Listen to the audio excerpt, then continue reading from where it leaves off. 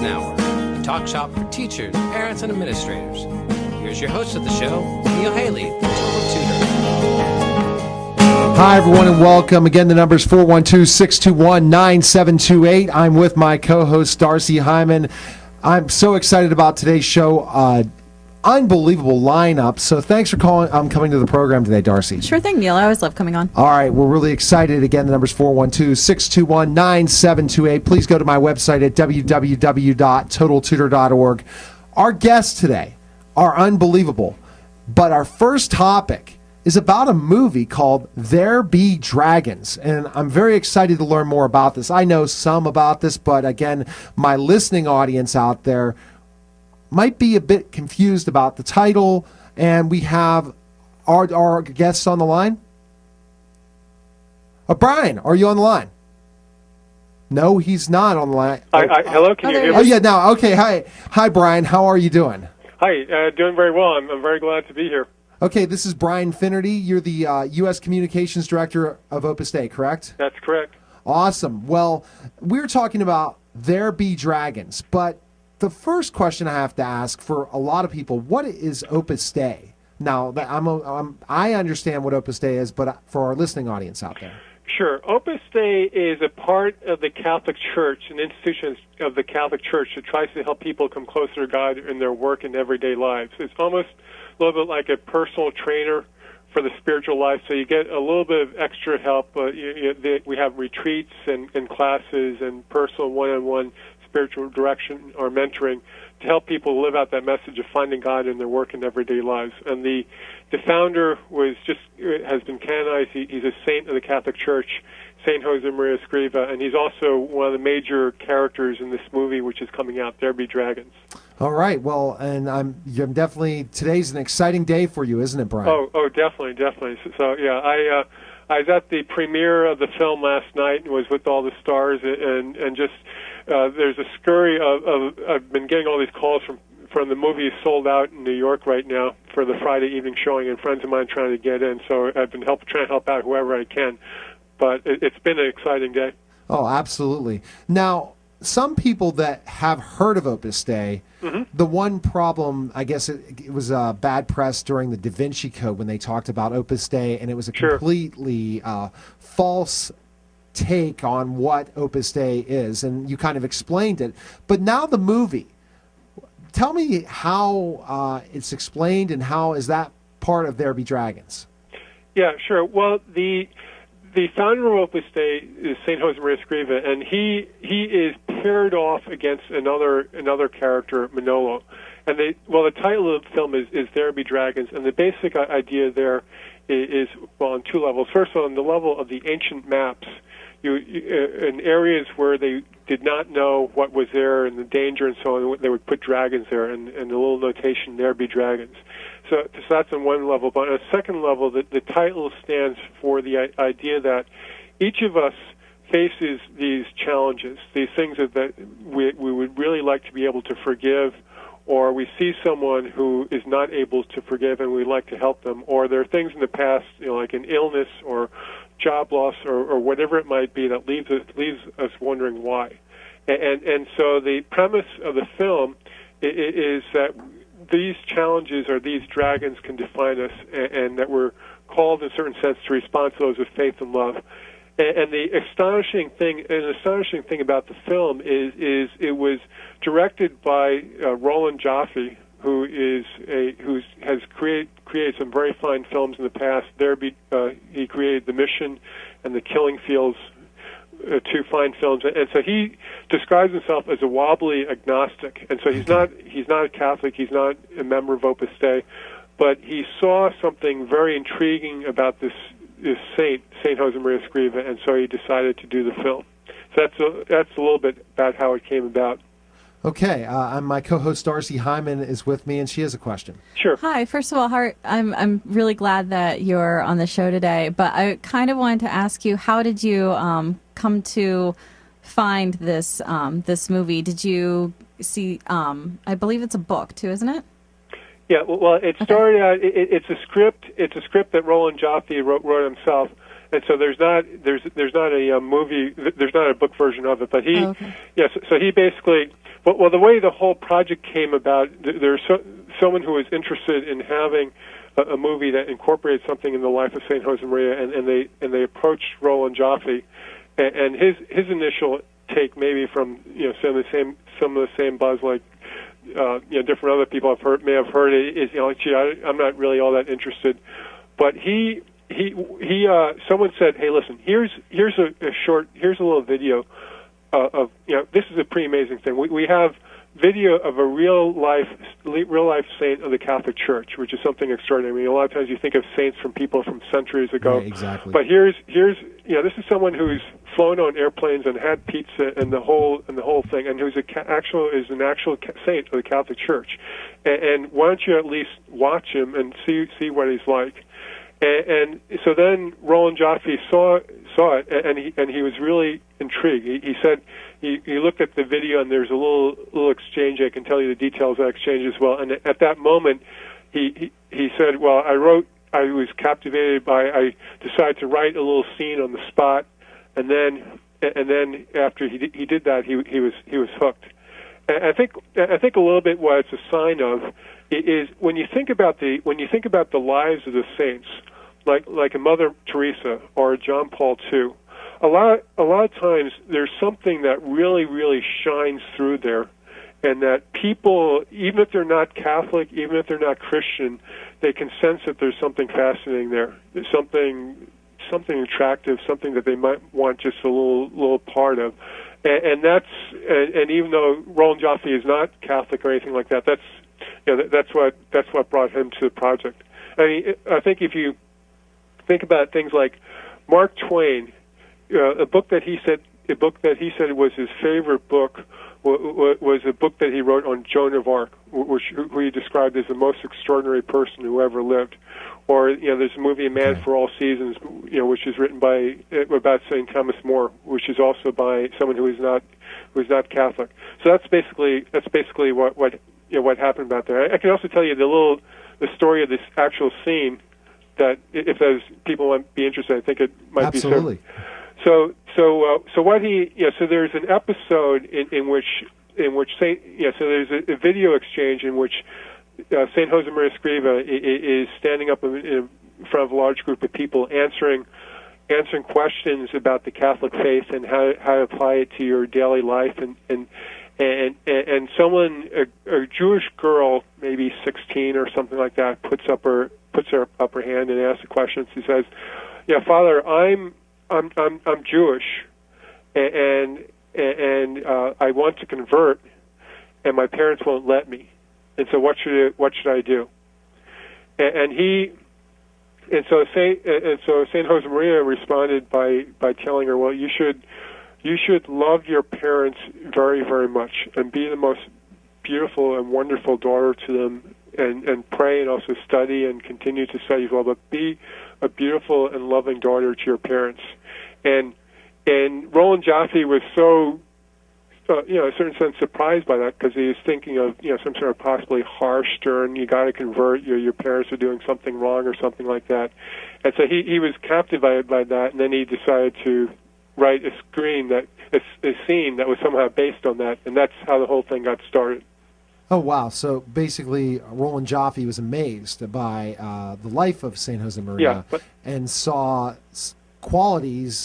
human qualities that absolutely blew him away, saying this is something that would be great on the silver screen. Yeah, exactly. And he also recognized that there was real dramatic material in the life of Saint Josemaria. So for example, the movie is set during the time of the Spanish Civil War, in which, one of the things, people don't really know a whole lot about the Spanish Civil War, but, like, for example, during the time of the Spanish Civil War, there's intense persecution of the Catholic Church, and so there's some 6,000 priests who were killed in various zones in Spain. Basically, the anti-Catholic mobs would hunt down and kill any priest they could get their hands on, and that was true. That was true in the area in Spain, where in Madrid, where Josemaria Escriva was living at the time that he founded Opus Dei, and so he So he had to go through a he's carrying out this clandestine ministry in which he would go and celebrate Mass secretly somewhere, for people would be told, okay, meet at such and such a place, and there'll be Mass there, or you can have, hear your confession with the priest. Will be in such and such a spot, and all that's depicted in the film. In fact, for example, there at one point in time he even had to hide out, feign madness, and hide out in an insane asylum, and that's depicted in the film. And then finally what happened? He made a decision that, I really want to operate in a place where I can sort of spread the gospel message freely, and so he made a decision to cross over to another zone in Spain where you could actually act as a priest, and that was a very harrowing journey across the Pyrenees, and people were being shot. Any people who went close to the border and so on, and there's a very high risk of being caught, and so all that is captured in the film. Also, another thing to keep in mind is it's not a biography. So it's very much it's still a fictional film in which you have fictional characters. In fact, it might be worthwhile to talk about the relationship between him and Manolo, but it's not so. It's based on fact, but it's very much sort of like Roland Joffe's artistic creation. Absolutely, Brian. What we'll do is we're about to take a break. Again, we're with Brian Finnery, Communications Director for Opus Dei in the United States, and he's been talking about There Be Dragons and the life of St. Jose Maria. And now we're going to learn a little bit more about the character Manolo when we get back. Really interesting and exciting. I saw some parts of the movie, and I'm really looking forward to it. Again, you're listening to the Total Education Hour. I'm with Darcy Hyman, and we'll be back, Brian, in just a moment to talk more about There Be Dragons, okay? Terrific. All right, okay. All right, thanks.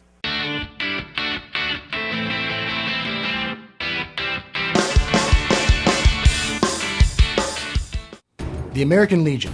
We're a powerful force for the nation. We pledge ourselves to our veterans, our youth, a strong national defense, and Americanism. These 4 pillars shape our work and what we do for America. We work relentlessly within our 4 pillars of service, and we succeed. We're committed to making sure all veterans receive the benefits they deserve for the sacrifices they've made in service to America. We support and promote citizenship and integrity in America's future leaders. We know what policies, tools, and manpower our military needs to protect this great country. We fight to get these things done. We're patriots through and through. We promote and defend these values every day in communities across the nation. Go to legion.org to find out more about the American Legion's commitment of service to America.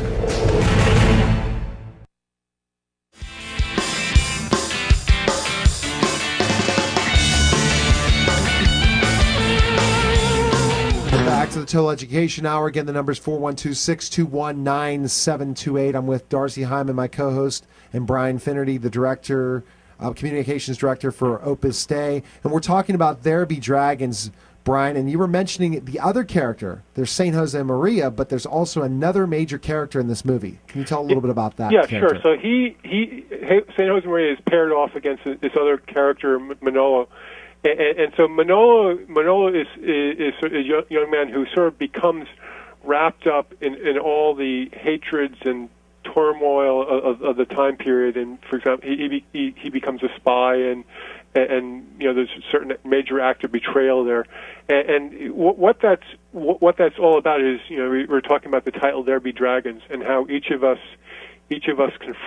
confronts our own dragons. So Manolo, so he sees his father die. He sees his father die. His father died as a result of some of this conflict. He gets very angry about that. He responds to hatred and jealousy. And then you have Jose Maria. And the interesting thing is, the saints were sort of not like plaster or statues or whatever. So Jose Maria in this film also has his own dragons. Yes. And so in the film, So in the film, and this is based on reality. So in the film, Jose Maria saw people who he loved being killed. He saw his sisters when Jose Maria was a little child.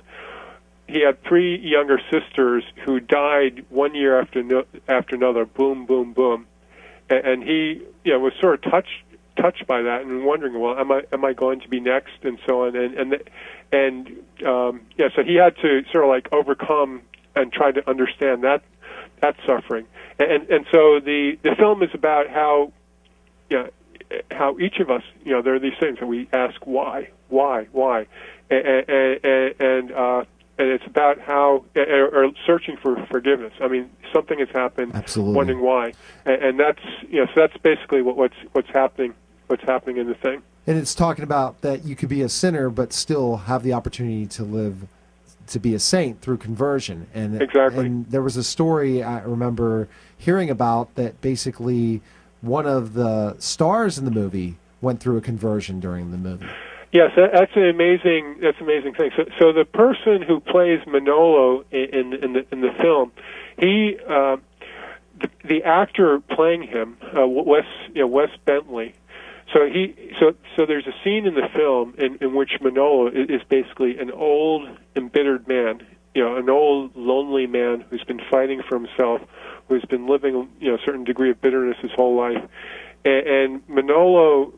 The actor playing him realizes, that could be me. 30, 40 years from now, that person could be me, the character that I'm playing. Because he arrived on the set having done drugs, and he realized, I have to change, and then he did, and then he still. A year or so later, he has permanently gone clean. He talks about it in explicit faith terms, in which he said, "I realized I had to turn to God," and the person that he turned to apparently to find advice in this whole process, it happened to be the actor who is playing Jose Maria. Okay. So you had a really sort of extraordinary life imitates art that event happening, and we've had, they've set up, the St. Jose Maria Institute, which is promoting this film. One of the things that they're doing is just setting up a website thing for people to to post stories about how their life has been touched by this film, because there are just many, different instances of people sort of having had a tough marriage. I mean, someone was talking to me about, a sister who is going through a divorce or something like that, and just the movie is about forgiveness, and they saw the film and realized, gee, I do need to learn how to forgive. So it has had a big impact on people, both the characters on the set and also people who have seen it. All right, I think Darcy has another question for you. I do. So this is a Spanish film that I was kind of wondering, how do you think this is going to be received in the U.S.? I think that we've gotten a lot of enthusiastic reaction. It's also gotten some. Yeah, to be honest, I'll have to see. I think there are a lot of people who have been very, very moved by it, but it's also not your typical sort of like shoot 'em up, easygoing film type of thing. So I think it's going to find an audience, but it's not going to be. It's not going to be the same thing as the latest Tom Clancy thriller or something like that. And it also depicts Brian. It depicts priests in a different light than most movies. Yes, I think that's something terrific as well. I mean, one of the things I'm really glad about is that this movie is coming. The wonderful thing is that this movie is coming out less than a week after the beatification of John Paul II. Yes. And it's just, the whole thing is just a wonderful reminder that the Catholic Church has been blessed by many good and holy priests. And so here you have John Paul II being raised up as a blessed, as a saint, and to the altar, and Jose Maria Escriva the same week being raised up to to the big screen. I think that's sort of nice, especially since John Paul II had a great affection for Jose Maria Escriva, and there's a lot that John Paul II had done that helped to spread Jose Maria's message. I remember, when John Paul II was alive, every 10 years he had done something really, really significant related to Opus Dei and Jose Maria Escriva. So in '82, he had established Opus Dei as a personal prelature, which is where it is officially within the Catholic Church in canon law. In '92, he beatified Jose Maria Escriva. In 2002, he canonized him, and he referred to him as the saint of ordinary life, which sums up very much Jose Maria Escriva's message. Finding God in the things of everyday life, and your work and everything you do. And then I remember wondering, after 2002, thinking, gee, is there anything that's going to happen about 10 years from now?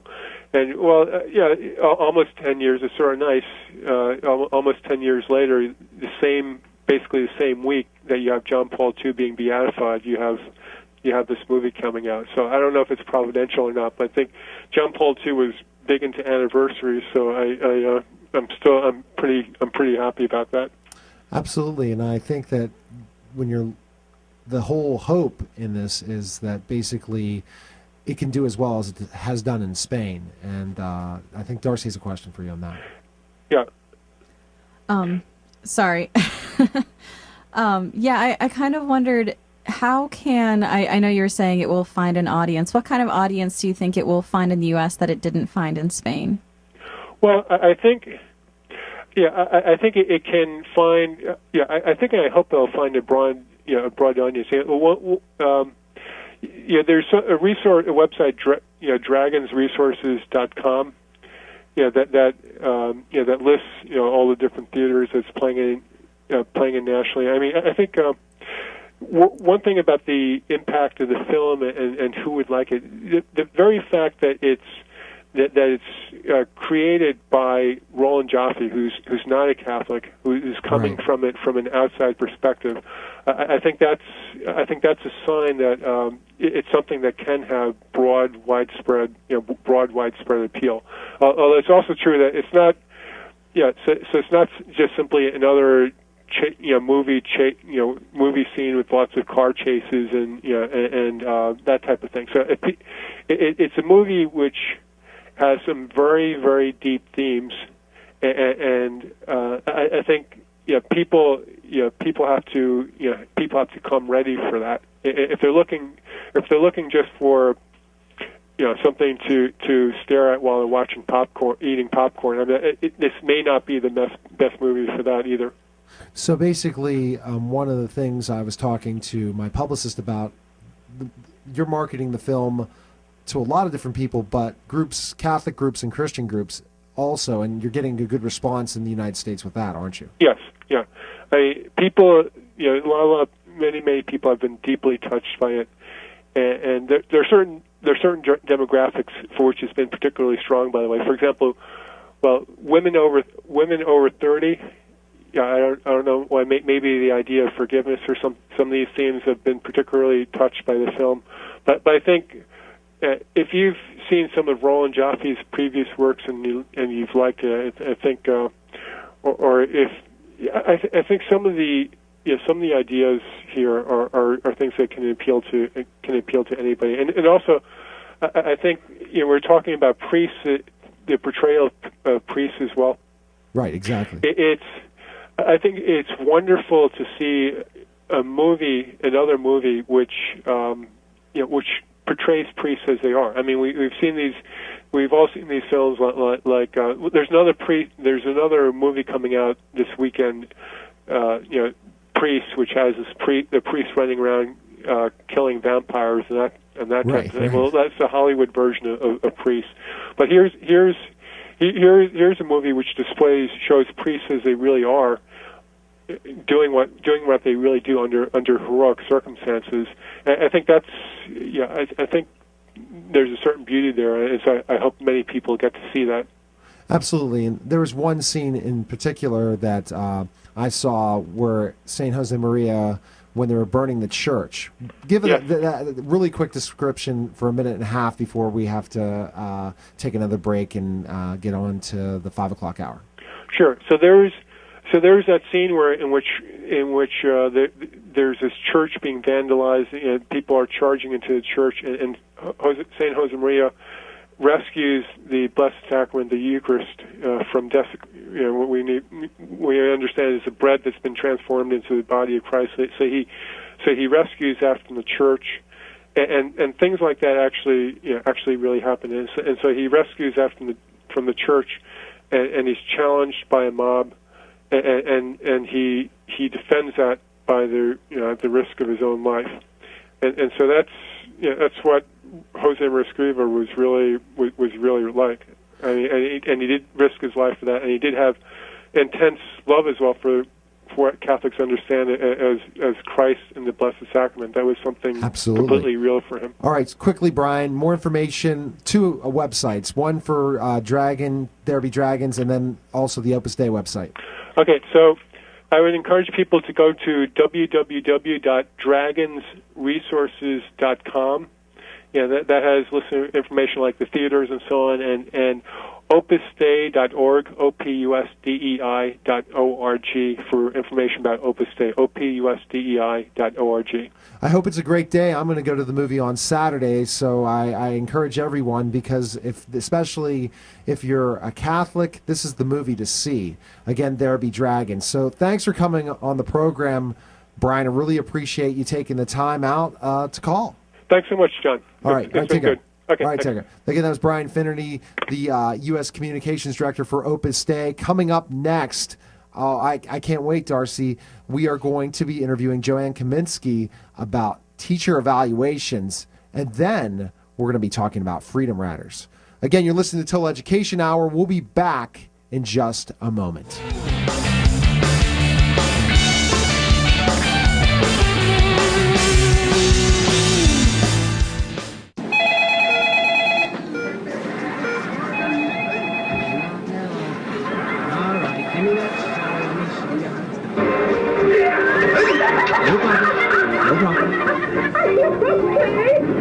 Look, Mom, no skis.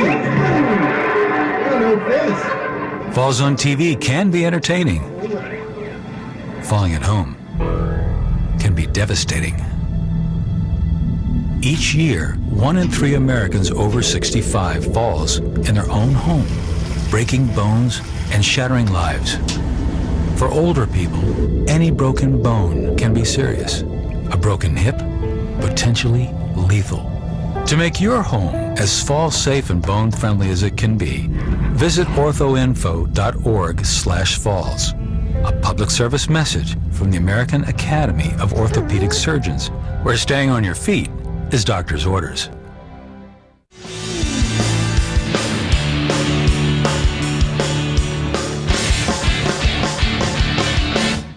Hi, everyone, and welcome back to the Total Education Hour. Again, I'm with Darcy Hyman, 412-621-9728. And I want to welcome back to the program Joanne Kaminski. Thanks for calling the program.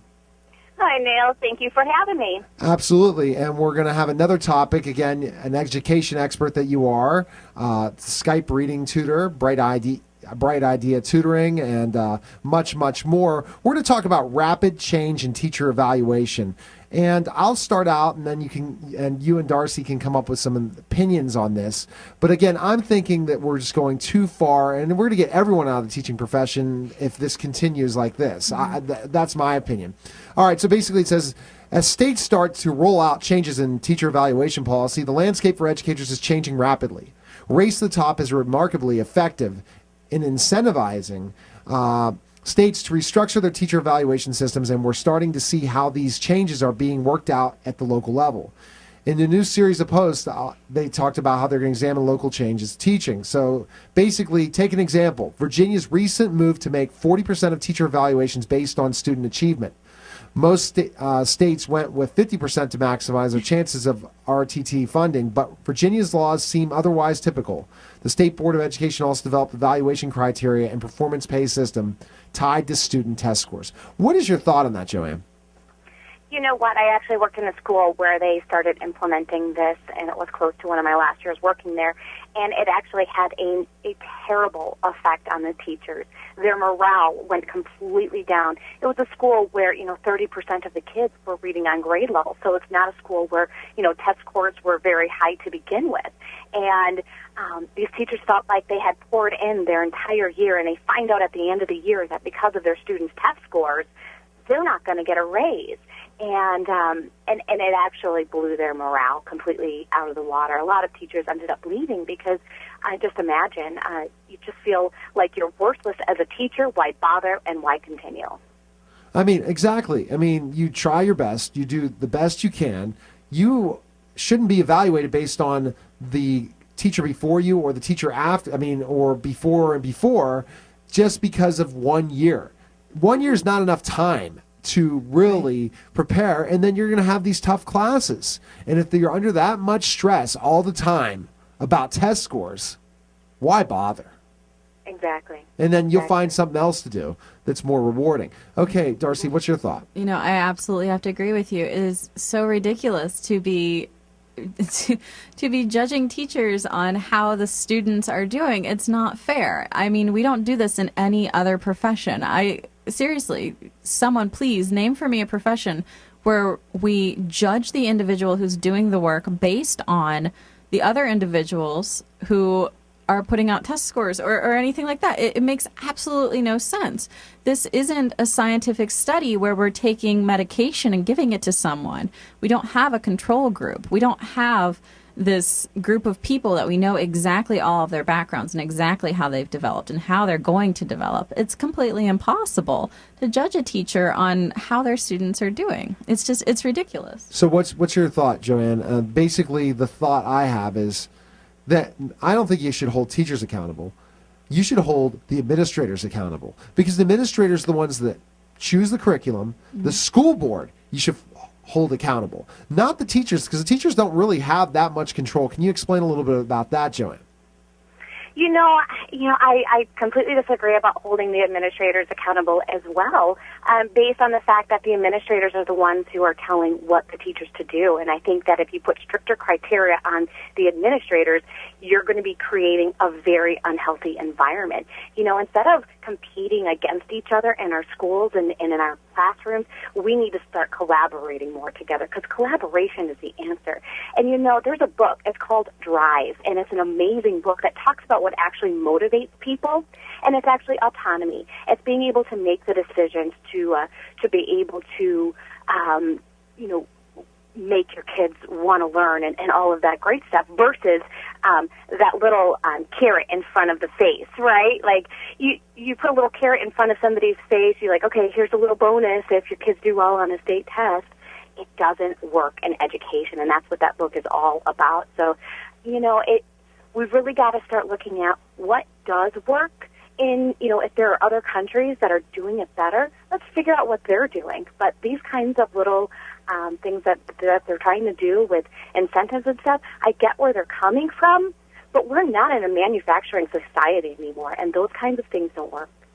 Absolutely, and I agree with you in a way, but if you're going to hold anyone accountable, the administrators aren't doing a great job managing.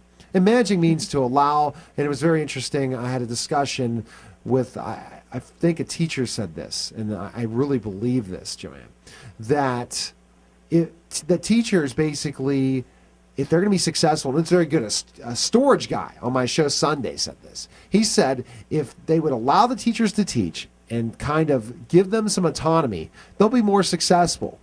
Hands-off approach in a way, give them all the tools to be successful. And that's how you would evaluate administrators seeing test scores increase, because you're allowing the teachers to, it's preparation. It's like game time of a football game or basketball game. You have the game plan set and you let them perform. They don't do that in teaching. They hold their hand too much. Mm-hmm. Mm-hmm. Yeah. Well, absolutely. And then they go into their classrooms and they evaluate and they judge, right, instead of collaborating as well. Exactly. Exactly. Well, there have been tons of studies talking about if you keep telling somebody that they're doing a bad job, or if you keep telling somebody that what they're doing is wrong or that they're not smart, they're going to come to believe that. And you're going to end up just beating down these teachers to the point that they believe that they can't do a good job. And then they won't be able to do a good job. They just won't be able to because they will believe that they're that bad. So what would you do to kind of improve schools, Joanne? What would your thought be? That is such a fantastic question, and I absolutely have no idea. That's why I'm in the tutoring realm now, and I'm able just to make my progress with each student individually, because it's not a system that can be worked with sometimes from within, and yeah, I don't have any solutions. I wish I did, because there definitely are some solutions that are needed. So, I mean, you've just answered the question, Joanne. It's tutoring. You need to provide one-on-one tutoring for struggling students across the country, and so that they can get free tutoring instead of going ahead and spending tons of money on all these bells and whistles or paying teachers a ton more money. Bring tutors in to work with those struggling students, because it seems like nothing else is working. Mm-hmm. Yeah, and with an RTI model in hand, doesn't that just fit perfectly, right? Because the classroom teachers, they can't necessarily provide a three-tier system within their classroom, because they're trying to manage a full classroom of kids. But bring tutoring on in to the schools and pay tutors what they're worth, exactly, versus paying them $10 or $12 an hour, and you are going to see some real results. Right. And I think more and more with the one-room schoolhouse, I had Janice Chamberlain on my program Sunday as well. This Sunday theme's coming back. But basically, Janice talked about how basically she has a one-room schoolhouse teaching people in prison, and that she has success because of that. So we need to look more and more at the one-on-one that's missing. Not taking kids through curriculum and just, how much can we cover? How quickly can we cover it? Because that doesn't work, So what do you think of that, Joanne? Do you agree with me that they just want them to rush through the curriculum, think the kids are going to get it, but we don't have that one-on-one connection? Forget about it. Yeah, it does. It becomes just being able to get through everything that you're supposed to get through and go as quickly as you can and not really understand where your kids are at. I have so many kids that come to me, Neil, that don't know their letter sounds. And you just think, how does that happen? How can that happen that, a second grader, a third grader, or a fourth grader doesn't know the sounds of the alphabet? And that's because of teachers that are rushing through the curriculum. The scope and sequence of things. That's the problem. They say, okay, well, this curriculum mapping, we have to just go through so much curriculum in such fast time. Oh, you know what? We can't keep working on letters and sounds. Let's move on. They need to start writing. Or, oh, you know what? Most of them are reading. Well, that 20%, forget about them. And then that 20% becomes that 40%, and that 40% becomes that 50% in urban schools. So what can we do? What do you think, Darcy? Honestly, I really like the partnership idea. We really need to just bring everything back to basics and just look at the whole mentoring, tutoring process. What we're doing too much is rushing kids through everything, like we keep saying. But also, I really feel like we're saying, this is the material, learn this material.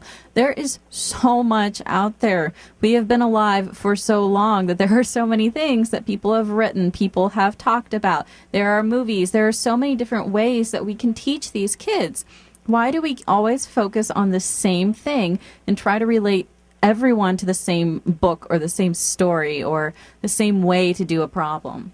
Absolutely. It makes no sense. It absolutely doesn't We're not make the same. sense. We're not the same. Individualized instruction. Exactly. And I think but I believe in the classroom, we don't need to differentiate if we can get everyone up to the right par.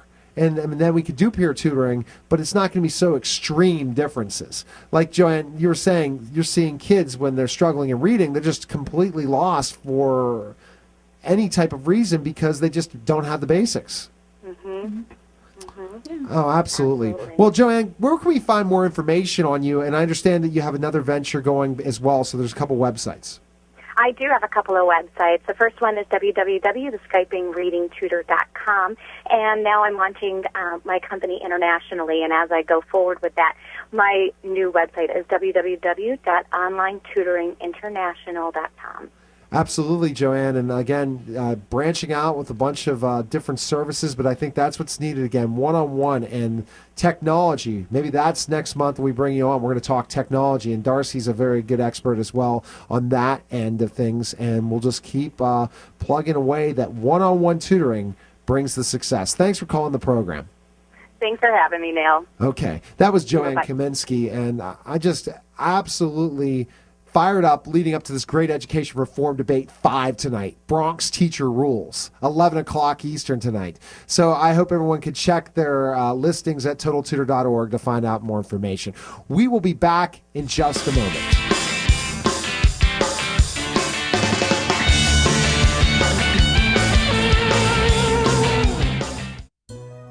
There comes a time in life when you need government information. And you just don't know which way to turn. Well, there's a place you can go to put an end to your frustration. It's a site that everyone should learn. USA.gov. Find your Social Security benefits online. USA.gov. Our list of jobs will put you on cloud nine. USA.gov. Shop auctions for a used minivan anytime. USA.gov. You can apply for a student loan. USA.gov. Get energy saving tips for your home. USA.gov. So great you might just get carpal tunnel syndrome. It's government made easy.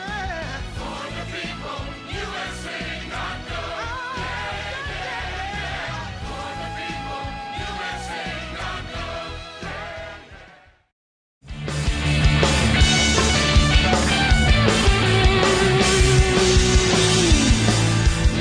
We're back to Total Education Hour. Again, it's 412-621-9728. I'm with my co-host, Darcy Hyman. And Darcy, things are flying by. Like I said, hour and a half, hopefully next year. In the fall, because we just keep growing and growing. And we do have our 2 guests on the line. My co-host, Jarrett. Thanks for calling the program, Jarrett, my developmental therapist, behavior expert. And I'm going to allow you and Darcy to interview our next guest. And she's on the line, Jennifer Stancil, is that correct? The Executive Director of Educational Partnerships at WQED Multimedia and oversees the department efforts in educating children and adults alike. Thanks for calling the program, Jennifer. Thanks for having me, Neil. And Jared, how are you? I'm very good. It's great to be on air with everybody, and looking forward to what our guest has to share with us today. Well, Jennifer, it's an honor that you called the program today, but I know that you're promoting something that's coming up very soon. So can you tell us a little bit about it, and then we'll ask some questions about it? Absolutely. I just wanted to mention some pretty innovative programming that is going on across all of our media streams next week, and that is Freedom Riders. As you may know, it is the 50th anniversary of the Freedom Ride that happened throughout the South. And we are not only having that on our air on May 16th, but on Monday we are having Joan C. Browning here for a free screening of Freedom Riders, and she is a Freedom Rider from West Virginia. Oh, wow. And was just on the Oprah Show on Wednesday. So we're delighted to have her, and if you'd like to submit a question to her, you can write us at education@wqed.org. But look for us on television on May 16th or online, Facebook, Twitter, all of our social media will be engaged with young kids, college kids, retracing the Freedom Rides all next week. Oh, well, fantastic. And I know Darcy has a question for you. I do. First of all, Jennifer, thank you so much for coming on the program. It really is a delight to have you on. Thanks, Darcy. Sure. I was wondering if maybe you could just kind of talk a little bit more about what the Freedom Ride is for this country, just to kind of catch our listeners up a little bit. Sure. It is the Freedom Ride is something that was audacious 50 years ago, and it was very simple. A group of young people, mostly in the college age, many of them giving up their entire right to go to school simply to ride a bus between states that was integrated. And so, in essence, a bus with black and white people together crossing borders of states violated Jim Crow laws. And so the boldness of these young people at the time was stunning. Their buses, their trains were firebombed. They were beaten badly. And many of them knew that they had to make a will at the age of 19 because they might not survive this integration effort. So it's an extraordinary story. It's a moving story, and I highly recommend both people watching it on the air, but also to check out Freedom Riders on PBS, because there is teacher curriculum specifically built around history for middle school and high school teachers that is available online to use with clips from the film. Okay, Jarrett, your question. Well, that was certainly a great answer to that question, and my follow-up would be focusing on what the teachers might do with this within their classroom structure. What kind of goals do you see happening in the classroom to reflect on this really historical moment for young people in the United States? I love the question, and I was privy to and delighted to participate in a town hall meeting led by the Smithsonian in 5 cities across the nation, Pittsburgh being one of them, with the Heinz History Center as host. And I think that what those hundreds of children, young people that were there, reflected on was what is bold for me, what race relations still exist in my school, or cultural barriers that I'm still able to, that I still feel. And so I think it's about exploring the sense of identity, exploring the sense of what risk is for you to be in a school system that may prevent you from being friends with someone or doing certain things, and really explore that for kids. What is the 2011 version of a freedom ride for them, and what do they need to be bold to do to change the way our culture silos us? All right. Well, fantastic. Basically, to be honest with you, this is really interesting. I didn't really know all about this, but I mean, the danger that they had to go through to go from state to state, it must be amazing. And I'm sure that the guests that you're going to have on Monday, is that correct? Yes. That will really be able to kind of make us even picture it more. Isn't that true? Absolutely true, and I think that what I think is really compelling is this is a social movement by 400 people, black and white, many of whom were young and were the first to go to college in their family and were jailed because of this. And I think that that's part of what Joan Browning is going to talk with us about. It was a big decision to be the first in your family to go to college and then literally give that up because you had a social calling to highlight how bad the race relations were in this country. Okay, all right. Jarrett, question for her. Well, first a comment. I think it also touches upon or emphasizes a rather, kind of controversial word or group of words that we have now.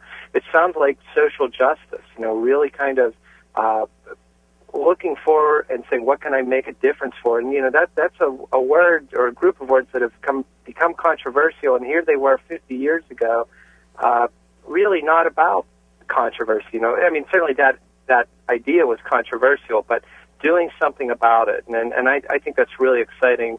And I love the fact that our young people are seeing that 50 years ago, another set of young people expanded the world greater than themselves, made the world more important than what they were. And I think that's really fantastic that our young people today are going to get an idea, and maybe they themselves will develop some sense of calling that they'll have.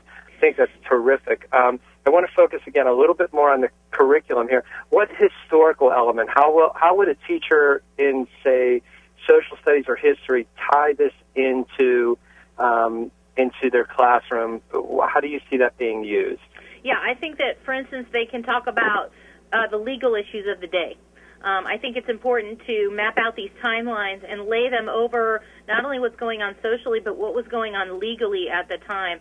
And right around this time, we have lunch counter demonstrations. We have all kinds of controversial things happening, and really, what was, how did that build? I think that what's so interesting is, we are living through a tumultuous time right now in the Middle East, where social media has been a major prompt to, or call to action, in essence.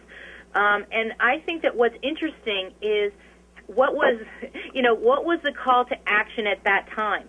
It was people being beaten. It was people being kicked out of places. It was separate bathrooms or water fountains.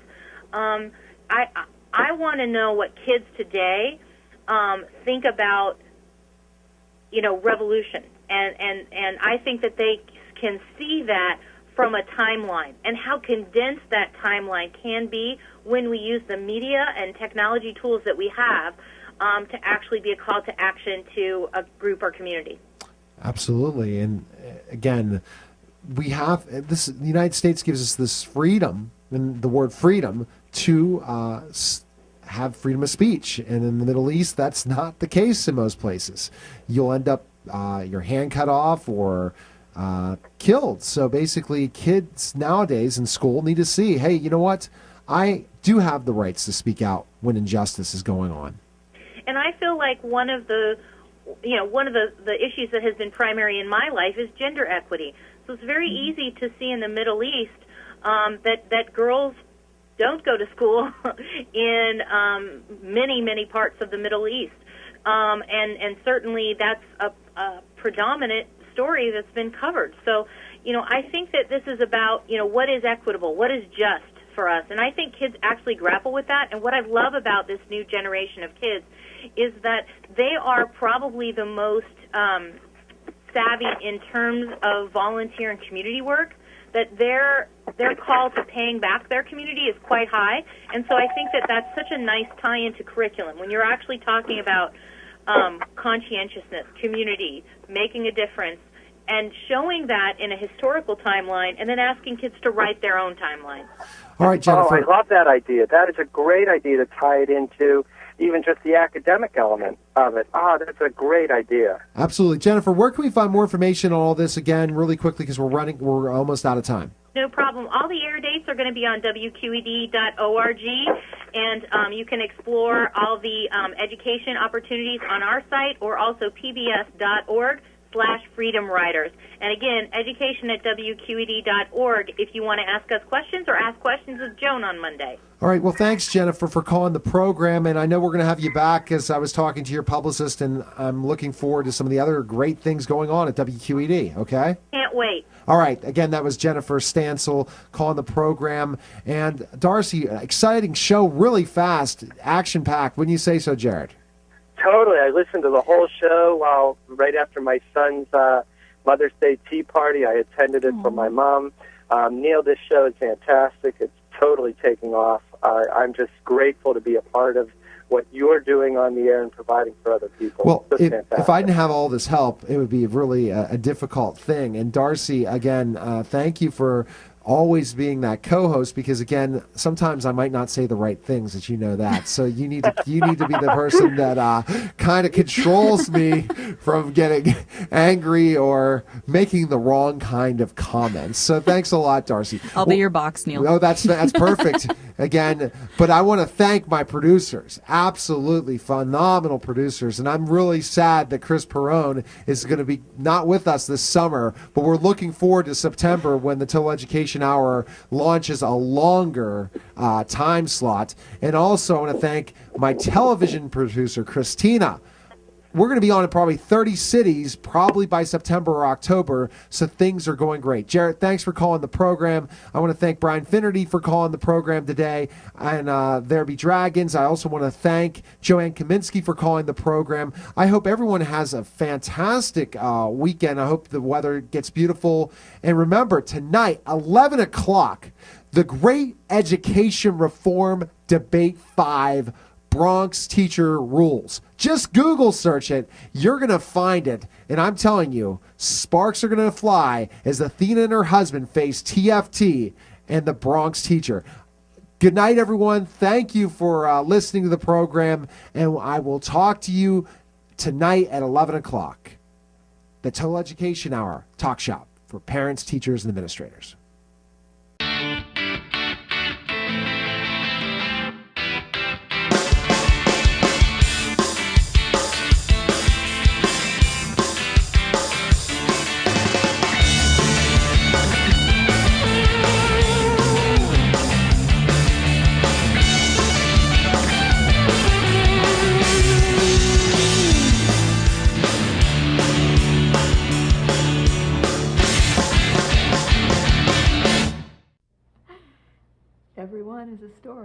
Everyone. He passed away last year. It was hard at first when I found out how sick he was. The doctor suggested hospice care at home. He came home, and that was wonderful. And the hospice helped a great deal. They were there whenever we needed them. They helped me take care of him. I didn't know. I didn't know where to start, what to do, what his needs were going to be. As the illness got worse and worse, they were there with help and suggestions and just how to do it, how to cope with it. They made his last months comfortable, pain-free, which was a blessing. We were able to find some joy till the very end.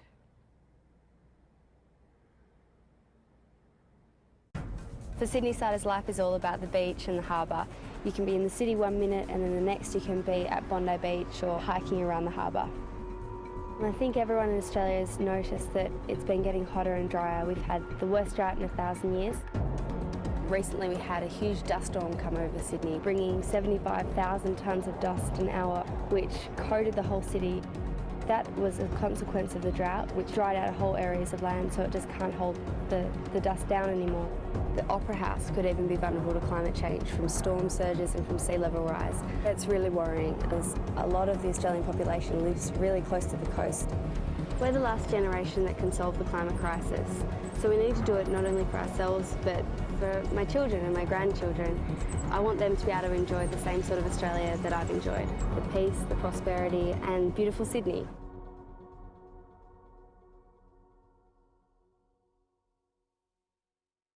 And now, another adventure with Savings Man. Oh dear, I can't afford that. Charge it. You can pay it off later. Not so fast, credit card guy. Savings Man. Don't let him entice you, ma'am. Credit card guy can lead you to big trouble. You need a savings plan. You're right, Savings Man. Get this ballpark estimate worksheet at choosetosave.org. It will help you get started. Gee, thanks, Savings Man. No, thank you. So visit choosetosave.org and get your ballpark estimate today. And now, another adventure with Savings Man. And with 0% down, all you have to pay on this mortgage is the interest. Now that's affordable. Are you sure? Savings Man. Watch out, you two. This is not your typical mortgage guy. He's really a subprime mate. Out you go. Monkeying around with the wrong mortgage can destroy your dreams. You're right, Savings Man. Remember, if it sounds too good to be true, it probably is. For more tips and tools, visit choosetosave.org today. Meet Kathy, who's lived most everywhere, from Zanzibar to Berkeley Square. But Patty's only seen the sights a girl can see from Brooklyn Heights. What a crazy pair. Kath, have you heard from Patty and Richard yet? Yes. Patty was going to stop and pick up a pie, and Richard was going to file for Medicare. Filing for Medicare? We won't eat till midnight tomorrow. Richard's filing for Medicare online at socialsecurity.gov. It takes less than 10 minutes. 10 minutes? But I had to go to the office and wait. Online. What about the paperwork? Online. But Richard's still working. Online. Hey. You made it. No problemo, Papo. I got the pie. And I got my Medicare. And I've got the turkey. You get that online too? I am Joan Rivers with an important announcement. Getting old is horrible, okay? Horrible. You're not old. I mean, you're older, but you're not old. You want to see old? Oh, God. Yes. Grow up, for goodness sakes. The last man to hit on me was an undertaker. I know where I don't want to talk about this. Well, this, you're going to Mom. have to talk about it. It's the future. It's coming right at us. And I'm not worried about dying. It's getting there. I mean, heaven is going to be fabulous. It's going to be a giant shopping mall, and there's going to be 20% off on everything except for me, 44. You know, you're doing jokes, and I'm just not ready. Well, you have to be ready. You have to listen to me. Look, there are things to discuss. They're going to be my needs. They're going to be my wants. You know, Mom, I don't want to hear this. I just don't want to hear this. La, la, la, Don't give me la, la, la, la, la, I la. don't. I can't. I can't do Talk this. to your family about aging, even No. if they're not ready to listen. Come on, listen to me. Listen to me. For the first time? Yes, for the first time. No matter who you are, it's not easy talking about aging. For help, go to voa.org/talk. A message from Volunteers of America.